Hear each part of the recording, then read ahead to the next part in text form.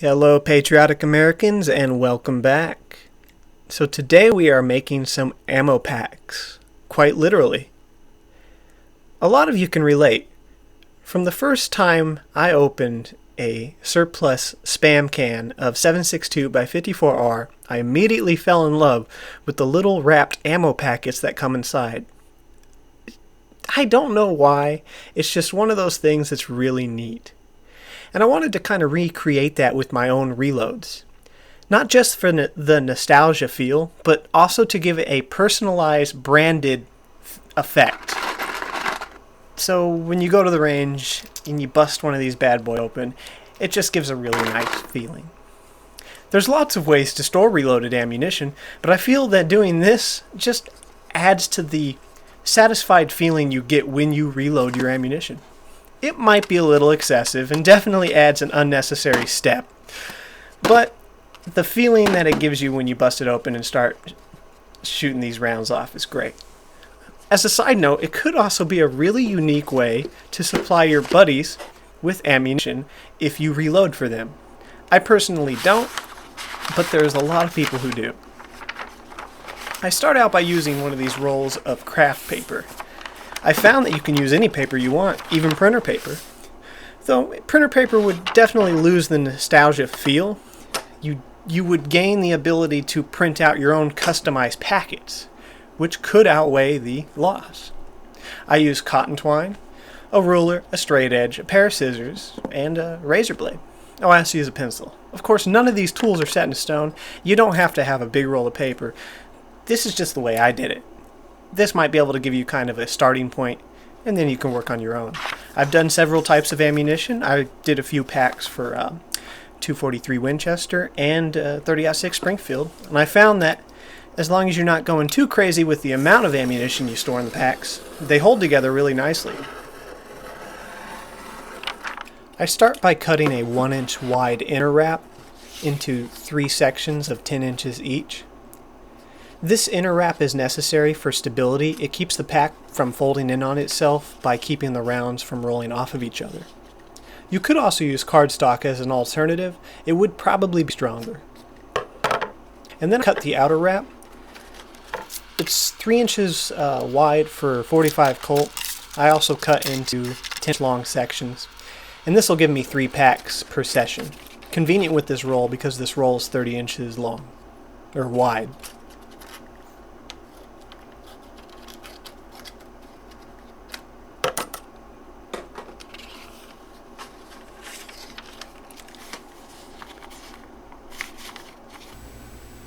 I cut my string to about 16 inches. It's a good bit longer than you're going to need for 45 Colt, but it gives you a lot more string to grip while you're tying a knot and just makes things easier. I found that 12 inches is about the minimum you can work with. Here's 2 of my earliest packs that didn't really come out all that well. They hold together nicely still, even when they're sloppy and done hastily, so when the packs are done pristine, you can tell how strong they're going to be. But you can bang this around and throw it in the pack and it's not going to come apart.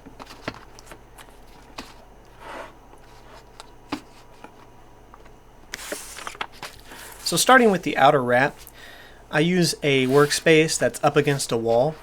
If you can't find something that's up against a wall, then get yourself a heavy block of wood or just something you can push up against.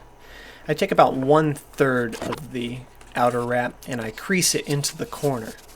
And then I place the inner wrap down, and this doesn't the inner wrap really can be laid any way you want. I fold it up a little bit just to keep it in place.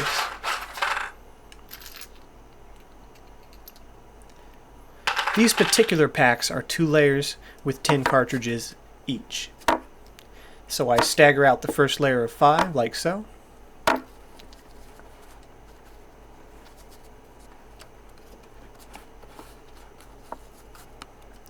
You don't have to be real perfect on where you place them. Just kind of eyeball it and try and get them in the middle. But most of the positioning of the cartridges is going to be done as you make your final folds.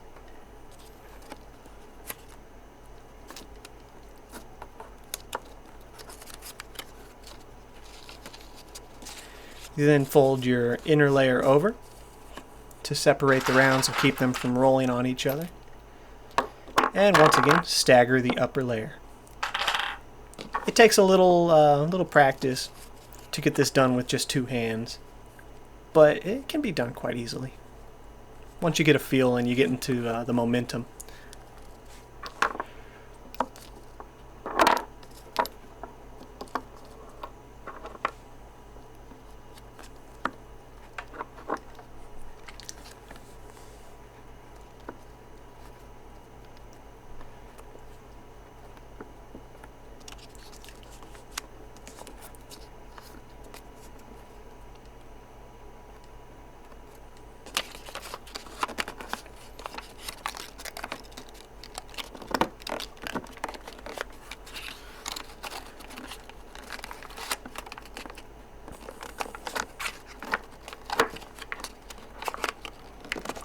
Don't worry too much if a round pops up on you at this point.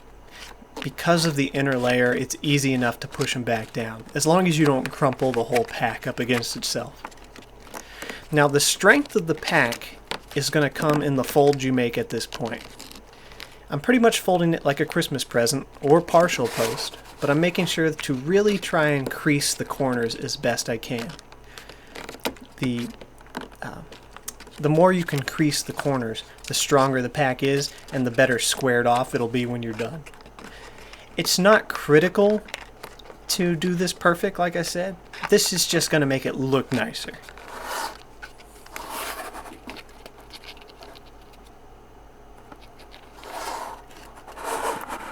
I'll pull the pack to the end of the table to help me lift up on it, and then I'll push down on that first fold. That'll do most of the work for me and even out the rounds.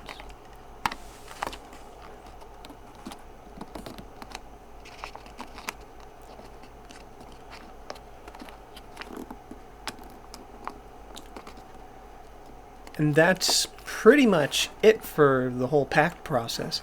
You don't have to keep it folded at this point. It's going to maintain its shape from here on out. Now you're just going to tie it up like an old school partial post and you're good to go.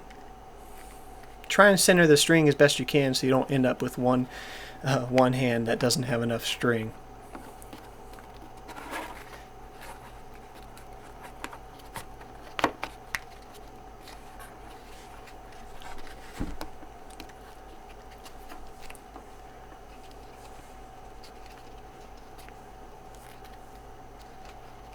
Remember, you don't have to keep the string really tight until you get past the first knot. You just want to try and keep the string in the middle of each side.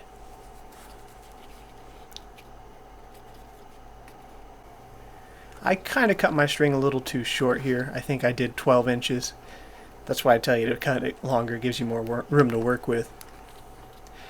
The first knot will tighten up the package, and it'll pretty much hold its strength when you let it go. The second knot will hold everything together and prevent it from coming loose on you. Cut off the excess if you want, or you can leave it, it doesn't matter. And there you go. You got a nice, neat little ammo present.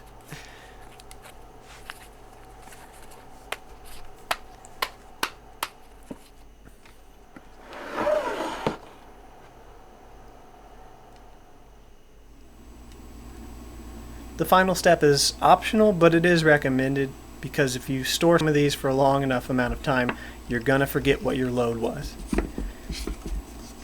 You could use a Sharpie to write on the outside. If I had a stamp kit, an ink stamp kit, I would try to use that because that would look pretty cool. But I just went ahead and made some of these neat little labels that lets me know in the future what load I had in those cartridges.